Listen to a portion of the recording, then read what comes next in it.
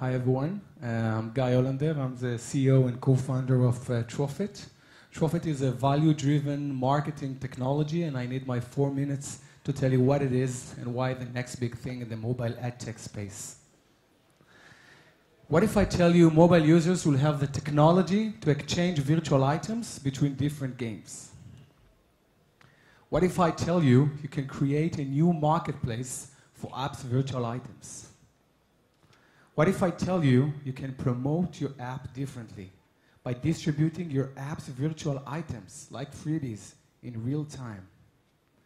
What if I tell you you can break your game to thousands of small pieces and distribute each and every one of them throughout any media channel attached to any banner ad with no SDK involved? Yes, with no SDK involved. Well, back to reality. This is how the mobile advertising in 2016 looked like. Video ads, banner ads, offer walls, they all have the same. Download my game, it's free. Well, we know that in 2016, to say it's free has no real value. But yet, this is how the whole industry works. So we have a big problem to solve. How we can deliver value through ads campaign. How we can deliver value through the acquisition channel. Our first customers, which integrated our solution, was actually from China, Clash of Kings, one of the top grossing apps, over 65 million downloads. We managed to increase its LTV 3 times more and their retention with our solution. And we did that with no SDK. That was huge for us, and that was a start. About 3 months ago, we started to talk with the market and been integrated and operated with some of the few top gaming companies in the world. Gree from Japan, $1 billion company. Flare Games for Germany, one of the top 50 publishers worldwide. And keep on. So we ask ourselves how big it can be.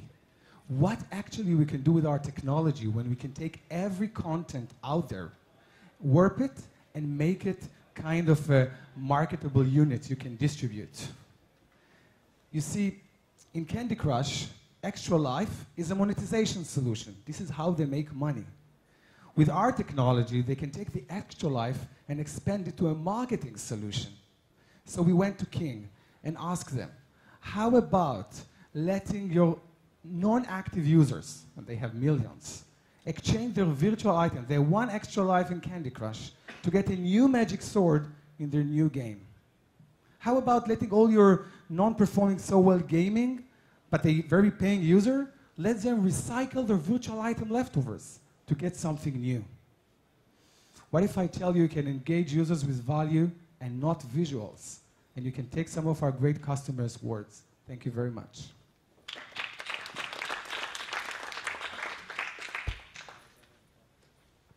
Judges, do we have any questions? Yeah, I have to say I'm a little bit confused. I'm not sure I understand what you guys actually do. Okay. So we build today when you promote your game, it's all about quantity and quality, right? You need to acquire users. It's a very noisy place. You can't just viral. So you need to go to all the networks and Facebook and buy $3, $4, $5 CPI. But you need them to be very quality users. For example, Alex, their KPI, if the retention after a second day will not be like 20%, we're not going to pay you. So it's not just buying the users. What we did is we look at the market and we see that everybody promote the game in one piece. They just say, there is like targeting and creative, but it's the end of the day, here is Car Racing 2, download it free. But Car Racing 2 have variety of virtual item inside. They're using as a monetization solution, which is great. And we built a technology. We did a tech partnership with all the tracking providers, with AppsFlyer and Kochava and Tune. It takes us a year. So we come to customers and they don't need to integrate the client side. They could do the server side. And instead of promoting one link to your app through Facebook networks, they can create 10 different links. Every link represents different items, which are valuable to different users. For example, if you're more a guy that your time is more important than your money, I give you something that saves you time. And if, for example, you'll have something that saves you money, I give you something of money. So it's like, instead of finding all the time the best user for your game, how about break the game and match it to every users? Who pays for the campaign that targets those users? Great. So sure, the business model is work like this. We have 2, but let's just, we work as a software as a service. They pay us per use. We don't provide the users. It's like 5 cents up to 1 cent.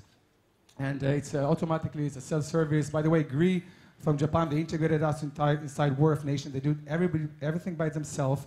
They're using us on YouTube channels. When they influencer broadcast their game, we give them the visibility to promote virtual items, so get more engaged users.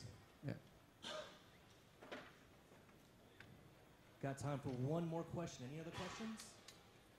Two, no? Okay. Can you talk to some revenue numbers or pricing, or how does it look like? Sure. So we started with generated revenues. I just mentioned we started with a SaaS, and we give some free trials, and we expand a new business model because we understand we have a lot of data. I mean, what does it mean to promote virtual items? And we have a lot of know-how. So we also come to our customers, for example, Alex and Gree and stuff like that, to tell them, listen, you can still use us, the technology, and do whatever you want with that. But we manage the budget. But we can also put like a budget like we provide as a users as a kind of. I would strongly advise you to not go there. I know. One of we do that as a tactics. One of the things that we saw that they coming asking us, okay, how much vouchers should I need to promote? 2 vouchers, 3, 4. So we need to give them some hands-on activity, but definitely the technology SaaS is what we're going to stick.